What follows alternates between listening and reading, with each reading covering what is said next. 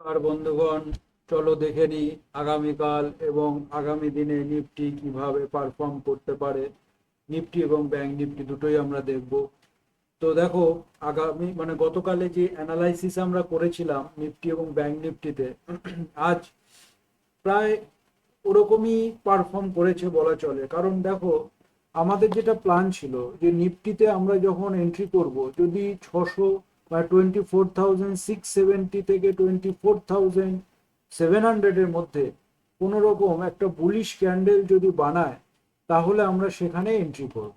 এবং ঠিক আজকে যদি আমরা দেখি, 15 মিনিটের ক্যান্ডেলে যেটা আমরা এন্ট্রি করেছি, সবাই মোটামুটি যারা আমরা এই ভিডিওটা অ্যানালাইসিস শিখেছি বা দেখেছি বা আমাদের প্ল্যান অনুযায়ী, তারা কিন্তু আজকে আমরা এই জায়গাটা 24,696-এ আমরা কিন্তু এন্ট্রি করেছি।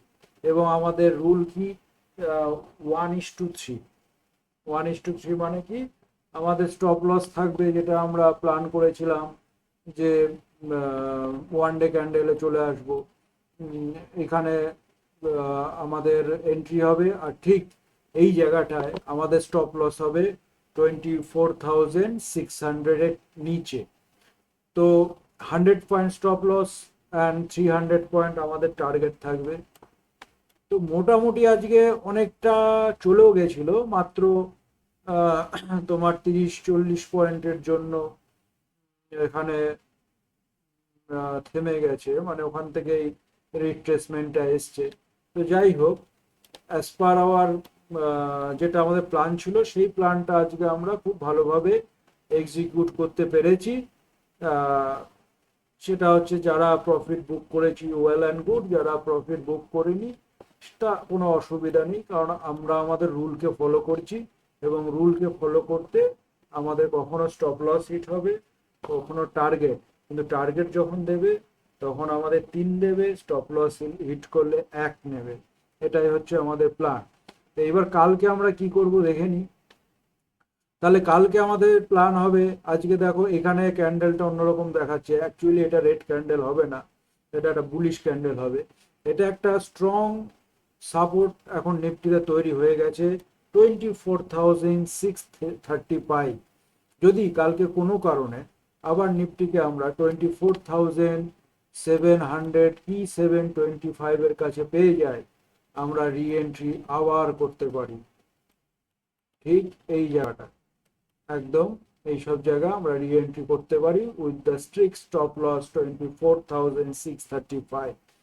এখানে রি এন্ট্রি করে আমরা আবার বুল পজিশন ক্যারি আপ করতে পারি, এবং আমাদের 1:3 এবং ম্যাক্সিমাম টার্গেট আমাদের 25,000, এইখানে 25,050 অব্দি। এটা অব্দি আমাদের ম্যাক্স টার্গেট থাকবে অ্যাজ পার পজিশনাল বেসিস। যারা আজকে প্রফিট বুকিং করেছি তারাও কালকে আমরা রি এন্টার করতে পারি। কারণ প্রফিট বুকিং করা এই জন্য বলছি, আজকে আমরা আমাদের টার্গেটের অনেকটাই কাছে চলে গেছি, 30-40 পয়েন্টস আর কি এদিক ওদিক হয়েছে। কিন্তু যাই হোক, যদি না করে থাকি তাহলে কোনো অসুবিধা নেই, আমাদের স্টপ লস 24,635 ট্রেল করে চলে আসবে।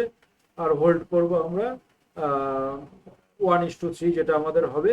আর ম্যাক্সিমাম 25,050। 15 মিনিটে যদি আমি দেখে নিই আজকে 15 মিনিটে কিভাবে নিফটি ট্রেড করেছিল, তাহলে এখানে বোঝা যাবে।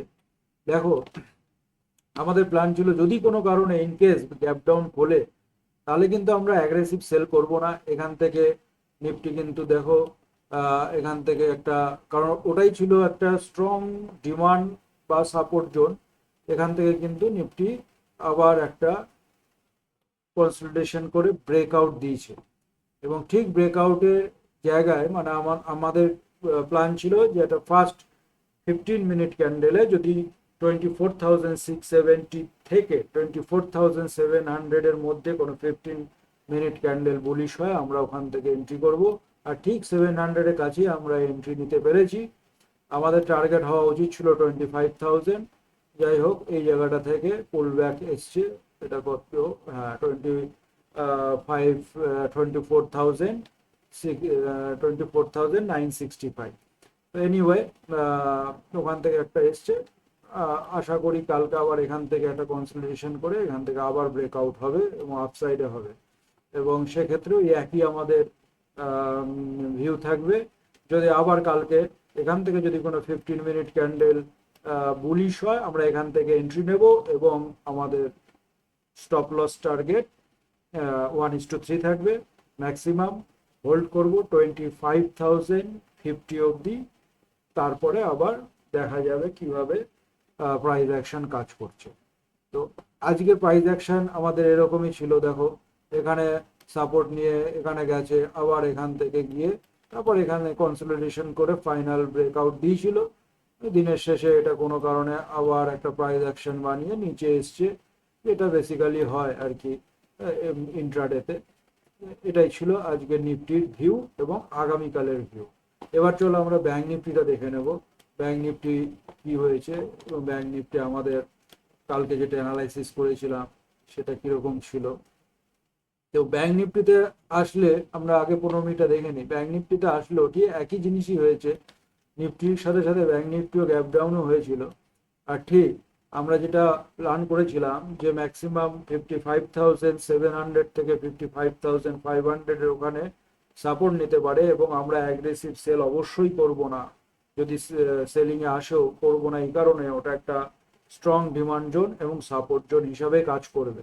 আর ঠিক তেমনই হয়েছে, দেখো 55,700 কাছাকাছি একটা বুলিশ ক্যান্ডেল 15 মিনিটে বানিয়েছে, এবং আমাদের প্ল্যান অনুযায়ী আমরা যদি এখানে এন্ট্রি নিয়ে থাকি তাহলে ব্যাংক নিফটিতে কিন্তু আমাদের টার্গেট প্রায় হিট হয়ে গেছে, কারণ 200 পয়েন্ট আমাদের স্টপ লস ছিল, মানে 55,500 500 ধরে নাও, 200 পয়েন্ট স্টপ লস আর 600 পয়েন্ট আমাদের কথা অনুযায়ী যে 1:3।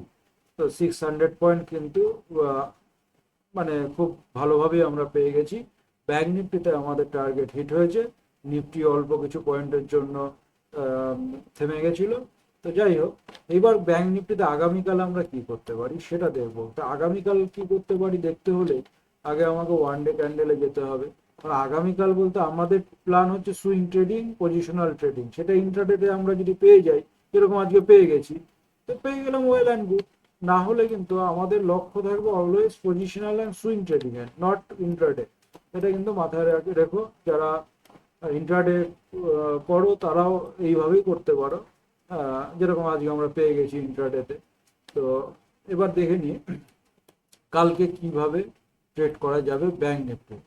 তো ব্যাংক নিফটি দেখো, ব্যাংক নিফটিতে কিন্তু মানে একটা সুন্দর সাপোর্ট এখান থেকে নিয়েছে, যেটা আমাদের উইকলি অ্যানালাইসিসেতেও ছিল যে এখান থেকে ব্যাংক নিফটি একটা সুন্দর সাপোর্ট নেবে, এবং এই সাপোর্টটা কিন্তু এখনো স্টিল ভ্যালিড। যতক্ষণ না ব্যাংক নিফটি এটার নিচে আসছে ততক্ষণ এটা ভ্যালিড থাকবে। এবার আমরা কালকে কি করতে পারি, কালকে ঠিক একই জিনিস, এই সব জায়গায় যদি ফ্ল্যাট খুলে এই 55,700 এর কাছে থেকে কোনো বুলিশ ক্যান্ডেল বানায়, বুলিশ ক্যান্ডেল বলতে মানে 15 মিনিটে কোনো বুলিশ ক্যান্ডেল বানায়, তাহলে কিন্তু আমরা আবার ব্যাংক নিফটিতে রি এন্টার করতে পারি with the stop loss same 55,500, হ্যাঁ, অথবা 200 থেকে 250 200 to 250 points stop loss, and সেটা দিয়ে মানে আমরা দেখে নেবো সেটা 15 মিনিট ক্যান্ডেল এখানে কিভাবে ব্যাংক নিফটি বানাচ্ছে। ধরো এইসব জায়গায় সাপোর্ট নিয়ে 15 মিনিট ক্যান্ডেল একটা ব্যাংক নিফটি এখানে বানিয়ে দিল বুলিশ ক্যান্ডেল, তারপর আমরা এখানে এন্ট্রি করব এবং আমাদের স্টপ লস সেটা দেখে নিয়ে, স্টপ লস জেনারেলি এটার নিচেই হবে, কারণ আমরা তো পজিশনাল করি, এটার নিচেই হবে, মানে 55,500 এর নিচে বা 55,550 নিচে আমাদের স্টপ লস হবে, এখান থেকে এন্ট্রি হবে এবং সেম ওয়াইজ 1:3 আমাদের টার্গেট হবে।